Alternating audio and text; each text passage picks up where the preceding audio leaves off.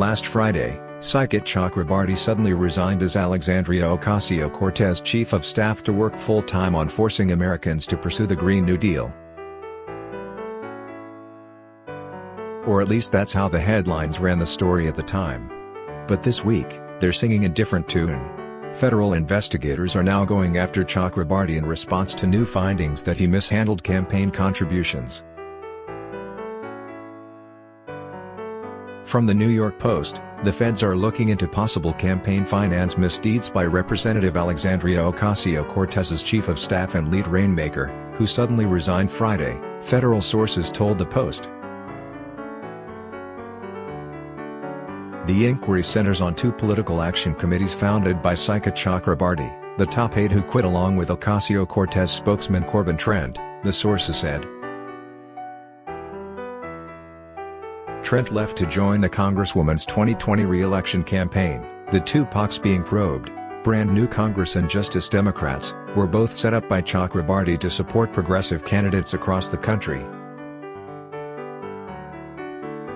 But they funneled more than $1 million in political donations into two private companies that Chakrabarti also incorporated and controlled, according to Federal Election Commission filings and a complaint filed in March with the regulatory agency. This isn't the first time Chakrabarti faces accusations of breaking the law. It's become a habit for him actually. In a normal situation, if all you saw was a PAC that dispersed hundreds of thousands of dollars to an affiliated entity to pay the salaries of people who were really working for the PAC, that looks like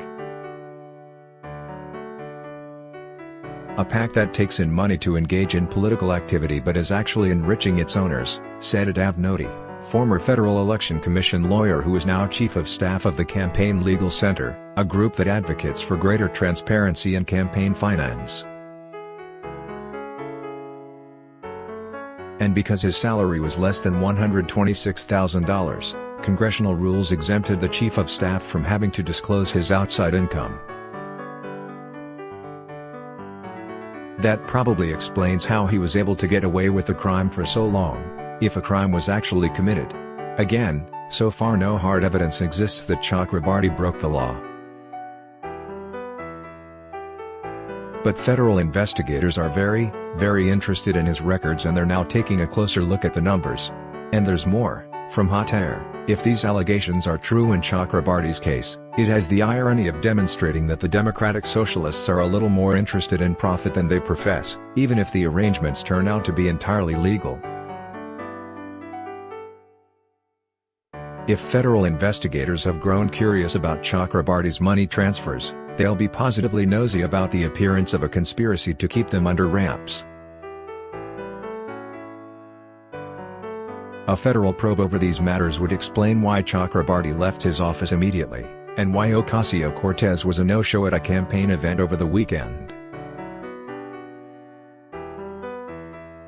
To be continued.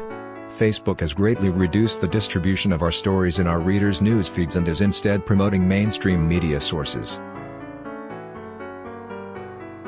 When you share to your friends, however, you greatly help distribute our content. Please take a moment and consider sharing this article with your friends and family. Thank you.